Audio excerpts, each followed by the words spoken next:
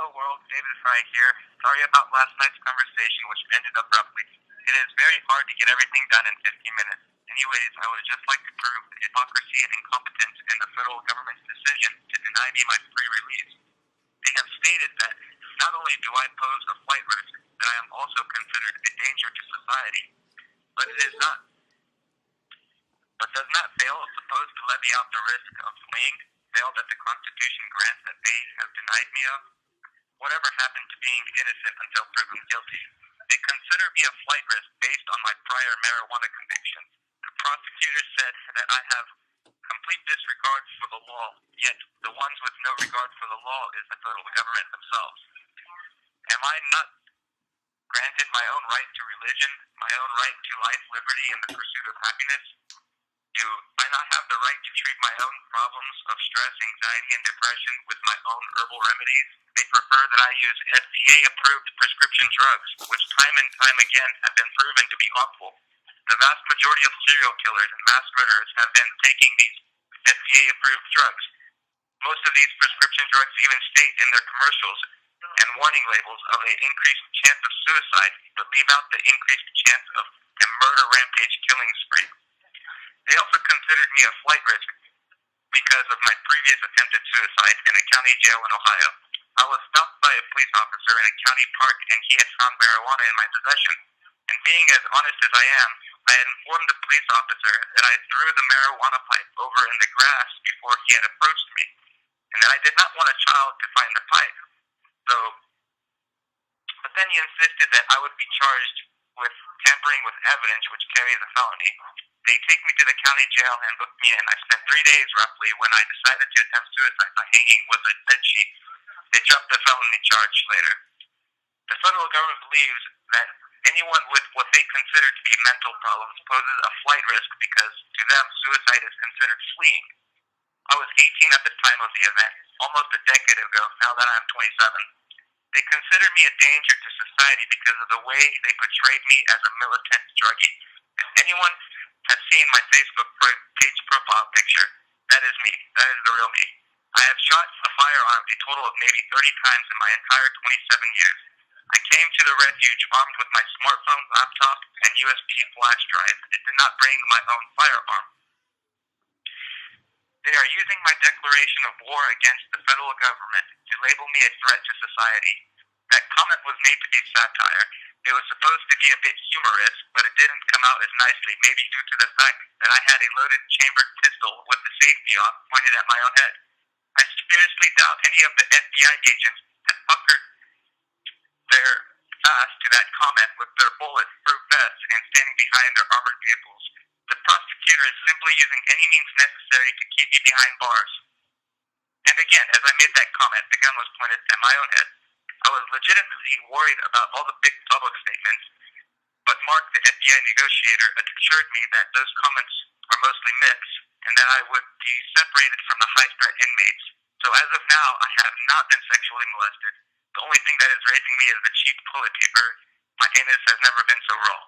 The federal government has taken my declaration of war against them literally as an act of strategic military action. I should call the federal government OPB, Oregon Public Broadcasting, because instead of asking me what I meant, they just assumed and made false accusations. I even told Mark that I would rather kill myself than have to kill any of them. But I doubt they will ever release the audio clip of that conversation. I find the federal government's assumption of my term of war being taken as an act of physical aggression hypocritical because even their own use of the word, how about their war on drugs? A multi-billion-dollar epic failure because, as Ron Paul has stated, how are drugs still getting into our most secure maximum prisons? For the most part, the war on drugs is the police force locking away druggies behind bars and handing out tickets to the potheads.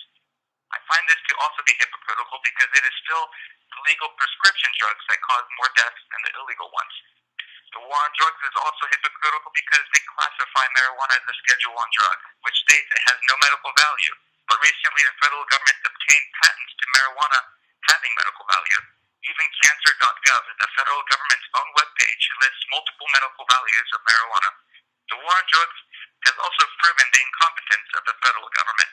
The police have time and time again proven that by kicking down doors, throwing flashbangs into baby cribs, shooting the family pets only to realize that they entered the wrong household.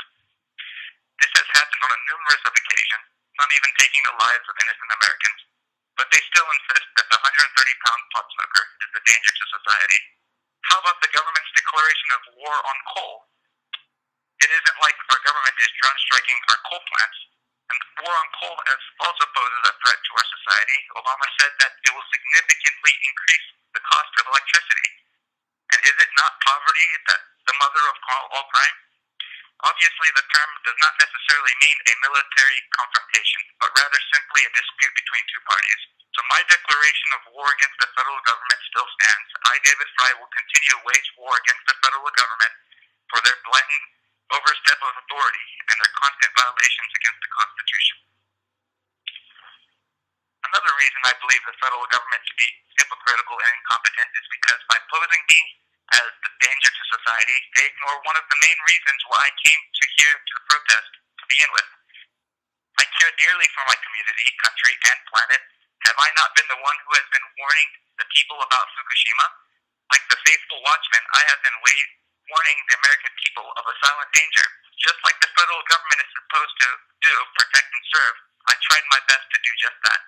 How has the federal government protected and served the American people from the imposing threat of radiation poisoning? They turn off all West Coast radiation alarms and increase the limit of safe exposure levels to radiation and continue to tell people it is safe to eat the Pacific seafood, even though like 14 of 14 tuna fish tested positive for cesium, a very dangerous form of radiation. Yet I'm the one who is a danger to society. It should be clear to see that the federal government insisting I be held behind bars because I am a danger to society is a moot point. After all, was not O.J. Simpson granted bail even after leading police through a high-pursuit chase on the highway, endangering the lives of hundreds of people? Is it not obvious that this is all nothing more than a political agenda to silence those who oppose tyranny under the guise that this is for the safety of the community? As Benjamin Franklin said, if you're willing to trade freedom for safety, then you deserve neither. 97% of all federal cases end in a plea deal.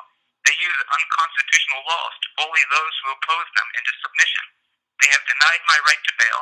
They have denied my right to a speedy trial, hoping I will accept guilt so that this case never reaches jury trial. But I realize that one lifetime is minor compared to eternity. All of the Lord's people have been wrongfully persecuted. I plan to take this all the way. With that said, I hope everybody continues to defend your base, and by base, not only do I mean your home, country, or planet, but also your own soul. Put on the armor of the Lord, which is the truth, and continue to war with me against the forces of evil. Disobedience to tyranny is obedience to your Lord. Hallelujah. Praise be to Yah. Till next time, take care.